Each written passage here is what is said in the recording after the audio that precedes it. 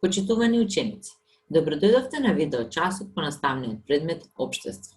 Овој видеочас е наменет за учениците од 5-то одделение. Јас сум одделенски наставник Вилда Насулјовиќ од Основното училиште Дане Крапчев, општина Газибова. Наставната содржина која ќе изучиме на овој час е државно уредување на нашата татковина. Што е целта на часот? Целта на часот е да се запознаете со државното уредување на нашата татковина и да ги знаете најважните државни институции. За овој час ви се потребни учебник и тетрадка. На претходните часови по општество имате изучено за обликот на владење во нашата татковина.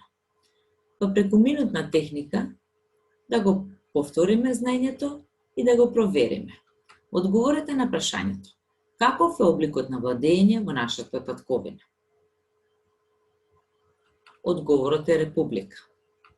Република е облик на владење каде шефот на државата се избира по пат на избори од страна на народот за определен број години. Кој е шефот на државата? Шефот на државата е претседателот на државата. Сега ќе ве запознам со нов поим – демократија. Што е демократија? Демократија е вид на општествено уредување во кое граѓаните на јавни избори со тајно и непосредно гласање избираат своји представници во собранието. Тука сакам да ви посочам да правите разлика помеѓу облик на владење и вид на општествено уредување. Па не секоја република е со демократско општествено уредување. Што означува демократија? Поимот демократија доаѓа од старогрчките зборови демос, што значи народ, и кратос, што значи владење, што во превод би било владење на народот. Како владее народот? Владее преку своите представници во собранието. За едно демократско општество многу е важно да се почитуваат правата, слободите и обврските на граѓаните. Поделбата на власта, односно на државното уредување, се заснова врз Уставот. Уставот е документ кој ги содржи најбитните правила и прописи врз кои се темели државата. Па врз основа на него е и направена поделбата на власт, на законодавна власт, извршна власт и судска власт. Сега ќе се запознаете со институциите кои ги представуваат овие три вида на власт. Собранието е институција која ја представува законодавната власт. Собранието го сочинуваат 120 пратеници. Задачи на собранието се: донесува устав, донесува закони, избира судии и ја избира владата на Република Северна Македонија. Во прилог на фотографијата погледнете ја зградата на Македонското собрание. Владата е институција која представува извршната власт. Владата е составена од претседател на владата, кој што го нарекуваме премиер, и министерство. На чело на секое министерство стои министер. Тука сум ви посочила како пример Министерство за внатрешни работи, Министерство за финансии, Министерство за образование и наука и така натаму. Задачи на владата се: да извршува закони, да воспоставува дипломатски односи со други држави, да одлучува за признавање на други држави и влади. Во прилог на фотографијата погледнете ја зградата од македонската влада. Институција која представува судската власт е судот. Задачи на судот се: да го штити уставот, законите и човековите права и должности. Судовите ги применуваат законите. Тие се во својата функција независни и нивна должност е да постапуваат правично. На фотографијата ја гледаме зградата од Врховниот суд.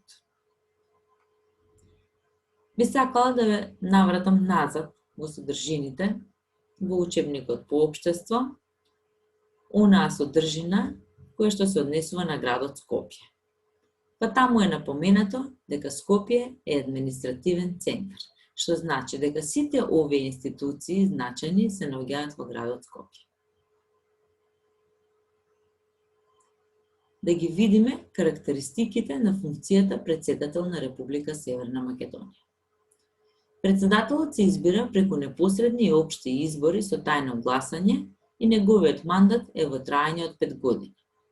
Председателот мора да биде државјанин на Република Северна Македонија и тој е врховен командант на вооружените сили, односно стои на чело на армијата на Република Северна Македонија. Во прилог на фотографијата погледнете ја вилата во која живее македонскиот претседател. Тука ќе видиме пример за организација на поделбата на власта. Како власта се организира и како е извршена поделбата на власта, односно на кој начин таа се спроведува во нашата татковина. Собранието, како носител на законодавната власт, ги изгласува законите. Па еве како пример сум ви посочила закон кој што вели дека возач почетник не смее да управува со возило од 23 часот до 5 часот, без присуство на друг возач постар од 25 години. Откако законот ќе стапи на сила, законот го спроведува извршната власт. Министерството за внатрешни работи, кој што представник е полицијата, врши проверка на граѓаните дали ги почитуваат законите и прописите. Доколку забележат неправилности, судската власт преку веќе претходно утврдени мерки ја искажува казната.